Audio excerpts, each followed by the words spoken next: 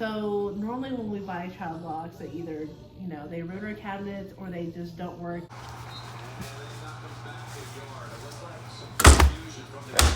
The tape rips off,